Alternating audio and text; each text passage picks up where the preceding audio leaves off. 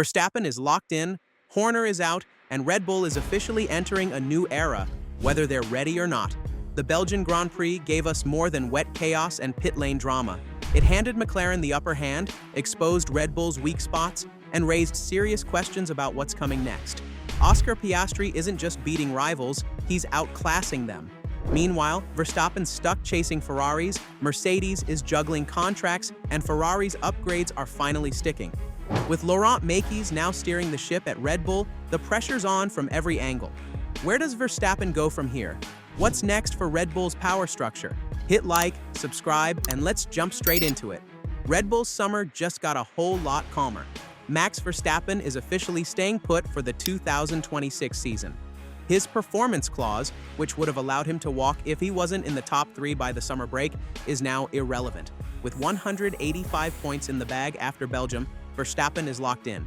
George Russell sits at 157 points, and with only 25 up for grabs in Hungary, there's no chance Verstappen drops out of the top 3. This isn't just contract trivia, it's a major win for Red Bull's new team principal, Laurent Mekies. The looming threat of Verstappen activating his release clause would have been a nightmare for Mekies to inherit. Now, he can build without fear of losing the team's centerpiece. Had Verstappen fallen to 4th, Mercedes would have been knocking hard. And while the Dutchman claims Horner's exit has no bearing on his future, there's no denying the leadership transition could have complicated things.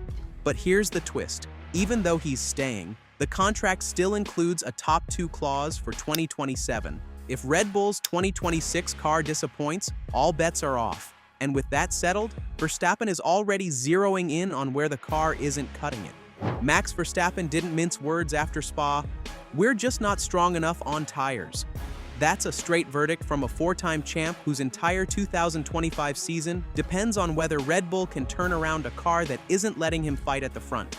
In Belgium, Verstappen managed only 4th, stuck behind Leclerc for the entire 44-lap race.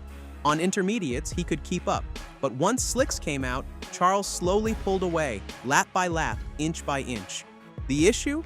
Tire degradation and a poor wet-to-dry balance, made worse by Red Bull's high downforce gamble that never paid off. Even with the sprint win, Verstappen was clear-eyed. Max Verstappen wins the sprint in Belgium. That wasn't a real indicator of race pace. The RB21 is simply too inconsistent over longer stints, especially when forced to follow closely through high-speed corners. Aero instability, tire wear, and straight-line compromise are all working against him. Mekies acknowledged they were aggressive on setup, aiming for heavy rain. But with the weather holding back, Verstappen spent every lap inhaling Leclerc's exhaust with no way past. And while Verstappen struggled, another Red Bull driver had his own Spa drama, and this one came down to team error. Yuki Tsunoda had pace, upgrades, and a shot at points. What he didn't have was the right pit call. On lap 13, a delayed call from Red Bull's pit wall cost him 4 spots and the momentum of a brilliant weekend. Laurent Mekies owned the error. "It was our mistake. Everything was ready, we just called him too late." Tsunoda had qualified superbly in mixed conditions, his best result yet for the team, and held P7 during the first stint. But as the track dried, the decision to delay his stop saw him stuck behind Gasly for nearly 30 laps. That mistake dropped him out of the top 10 and straight into frustration. To make matters worse, he was passed by Behrman and Hülkenberg in the final laps, turning a potential points finish into P13. "One lap made a big difference today," Mekies admitted, and that one lap might have also dented Tsunoda's already precarious standing within the team. It was a tough look for Mekies' first weekend fully in charge, but also a glimpse into how small errors can spiral in F1. As Red Bull fumbled, McLaren landed another blow, this time with a knockout-level upgrade.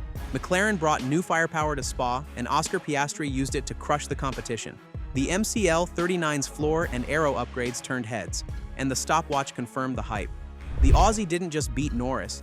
Oscar Piastri wins the Belgian Grand Prix. He beats his teammate to the win by 3.4 seconds. He kept Verstappen behind and cruised to a dominant win, his 3rd of the season. In the wet, dry, and everything in between, the McLaren was the class of the field. In Sector 2 alone, the medium-speed heart of Spa, Piastri pulled up to 2 seconds per lap on Leclerc. By the time he switched to slicks, he had nearly a 10-second cushion. Even Verstappen couldn't get near him. This puts serious pressure on Laurent Mekies. Horner may be gone, but expectations haven't left with him. Mekies inherits a team still bleeding talent, with key engineers gone and a project car that's trailing the field's new benchmark. Christian Albers didn't sugarcoat it. He's inheriting a gigantic mess. Meanwhile, Red Bull's own power unit for 2026 still has question marks, and Verstappen's trust is being tested. If the MCL 39's dominance carries into the new regulations, Mekies will need more than leadership. He'll need a miracle. And speaking of miracles, Mercedes just got a quiet boost of their own. George Russell didn't light up the timing sheets at Spa, but the weekend was a pivotal moment for Mercedes. With Verstappen now locked into Red Bull for 2026, Russell is reportedly on the verge of signing a £30 million per year extension. Toto Wolff isn't locking both seats long-term, he's leaving room for 2027, but Russell's in for the next chapter. The upgrades Mercedes tested, particularly floor changes and a refined rear wing, seem to be working. Russell's consistency and clean driving helped him finish ahead of Hamilton in key stints, despite less drama. Hamilton, meanwhile, made the most of a rough start. After 2 disastrous qualifying sessions, he started from the pit lane and fought back to 7th place in the race.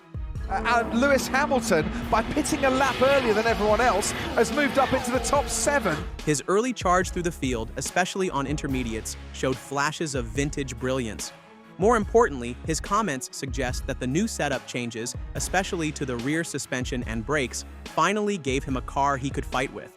Mercedes might still trail McLaren and Ferrari, but the gap is shrinking. Their mechanical grip and tire management are clearly improving. With the driver market shifting, Red Bull regrouping, and McLaren soaring, the big question now is, what's next? With Verstappen officially staying, the spotlight turns to 2026 and to how fast Red Bull can recover. The RB21 isn't matching McLaren or Ferrari in downforce or tire life. And while Verstappen is patient for now, the 2027 clause still looms large. He's watching, and so is Mercedes. Mekies has to stabilize a team in transition, rebuild trust with drivers, and deliver a competitive engine in Red Bull's first solo effort with Ford. For McLaren, the mission is clear: maintain momentum. Their car is now the gold standard, and with Piastri and Norris delivering, both titles are well within reach. Spa proved they're not just fast, they're adaptable in every condition. Ferrari isn't far behind. Leclerc's ability to hold off Verstappen and Hamilton's fight back shows that their new rear suspension is delivering. The challenge is consistency, something they'll need if they want to break McLaren's dominance in the second half. And Mercedes? The 2026 project is the big play. Rumors say their new engine is a monster. If it lives up to the hype, they'll be Verstappen's top suitor come 2027. In the end, here's how things stack up. Verstappen is staying, but Red Bull's dominance? That is gone. Mekies has a mountain to climb. Piastri's upgrades are gold, but Ferrari is edging closer, and Hamilton finally has something to work with. George Russell's locked in, but Mercedes is still waiting for 2026 to pay off. Spa wasn't just another race, it cracked open the future. Red Bull's no longer the sure bet, and with McLaren surging, the next few races are everything. So, will Red Bull be able to keep Verstappen away from further frustration? Drop your thoughts in the comments, hit like and subscribe for updates, and stay locked in.